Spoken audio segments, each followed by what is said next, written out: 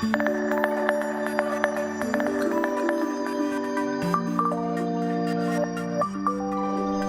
hot and humid out there today, and then plenty of rain coming our way this weekend, it sounds like, huh? The more that I look at this weekend, the more concerned I get for like really heavy rain Saturday night into Sunday somewhere in New England.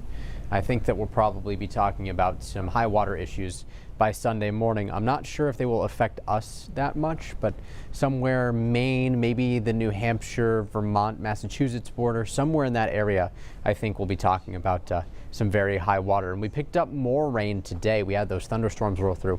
Tony sent this picture in from Ellsworth earlier of dramatic storm clouds. Ellsworth was actually on the northern end of the strongest storm that we saw today. Wind gusts, radar estimate, we're about 70 miles an hour with that. So if you have any pictures of damage or anything like that from near the Penobscot Bay and all the way to MDI, we'd love to see that. You can send that in through the Near Me section of our app. Here's what we picked up around the region for rain today. Picked up a little less than a half inch of rain in Bar Harbor, a little less than a quarter of an inch in Bangor, and a little less than an inch in Millinocket.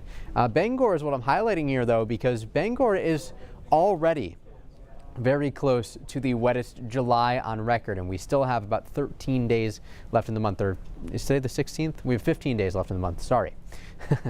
2021 off to the wettest start in July for Bangor with 5.6 inches, so it'll be 5.78 inches when the climate report comes out later today.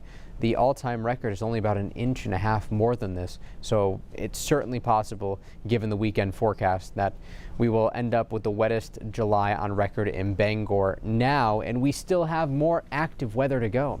Visible satellite shows the cold front offshore at this point in time. Bar Harbor down to 72.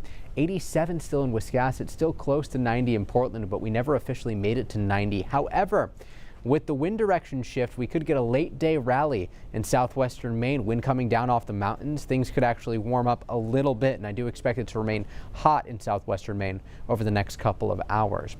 Radar doesn't show much else. Those showers down east have started to dissipate. Here's the wind shift I was talking about. Wind coming out of the west in Portland.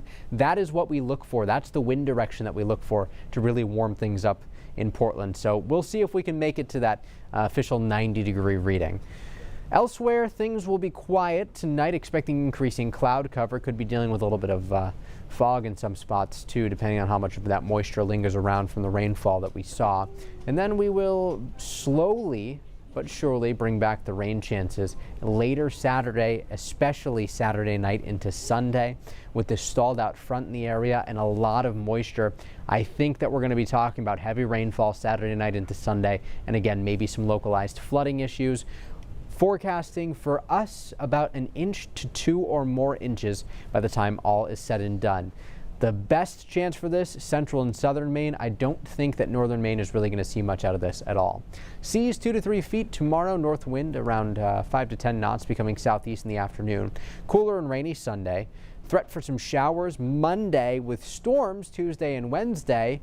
Thursday, mostly sunny and about 80 degrees. So finally, things are taking a turn for the warmer and nicer, but it's only one day before we're back to showers and storms. All right, we'll just have to deal with it. Thank you, Mike.